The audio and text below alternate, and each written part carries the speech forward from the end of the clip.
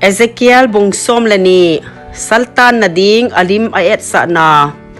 mangpa thu kakunga ahing tunga mihing tapa mihel hat in kwan te la ateng na hi mu na ding mit nei na pi mulo za na ding bil nei na pi azalo azia pen amau te in kwan hel hat te ahi uhi to zia in mihing tapa Sultan na a peiding bangin navan te zialin kisa in len amit muwa sun tanglai in kipando in len na muna pat mundanga saltang ding bangin pay in tua hile in kwan hel hat te ahi bangun athei siam khamo si dingu hi saltang ding te bangin sun tanglai in amuna wa navan te napodo ding hi tua le nita lam chiangin amit muwa saltang dinga puido bangin napod do ding hi amit muwa kulbang khwa bangin len khuna pod do in amit muwa navan te na liang kowa po in len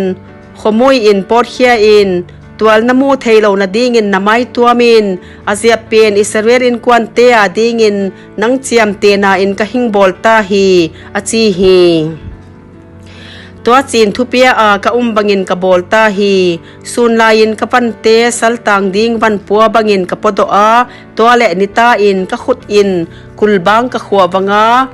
nita khomoi in ka pod do a amit muwa ka pante ka liang kowa ka puwa hi toale zing mongin mangpa thu kakunga hing tunga kakunga mihing tapa Israel in kwan hel hat te nakunga bangbol na hiyay ahing chisi u ama achi hi amau te kunga mangpa pasianin tambangin again hi tampua gi khu Jerusalem leng tapatele alawa juda in kwan te zo sia tungthu ahi achi hi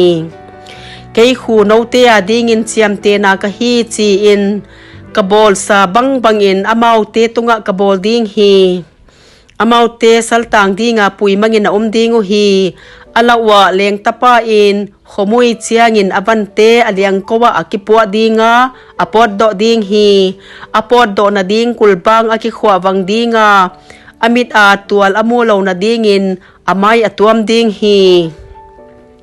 kalen zong atunga kaza dinga kathanga ao ding hi kaldai gamte Babylon khopia kapui dinga khuna siding ahi wangin tua khopi amusi ding hi ama panpi dinga akim bela te zo sia le galkap te zo sia huila a kathe thang dinga nam sau do sa in amau kanwa del ding hi nam te la amau kathe thang a gamchin tenga kathe za chiangin keimang pa ka hi chi ahing thei dingu hi ahi bangin ama ula tomno khat nam sawa kipat kiala kipat le nat pia kipat in ka khoi dinga tua chia namdang te la a ape na zo siawa akida huai na zo sia u aphuan do theina dingon tua chin keimang pa ka hi chi ahing thei dingu hi tua tham lawin mangpa thu ka kunga ahing tung kya a mihing tapa chitun komin na anne in len zawa kithing pomin na tui donin achi hi gamsung mite kunga mangpa pasianin Jerusalem le Israel gamateng te tung tang thua tampangin again hi amau ten lungdong pomin anu ane dingwa zaw pomin atuyu adon dingu hi agam khu asunga tengte hiam ngam na sia in asunga silum zo sia phiat manga theina dingin to chin mi ten na khopi zo sia su sia dina dinga agam pen ten na lo ahom aswat ta ding hi to chin keimang pa ka hi chi ahing thei dingu hi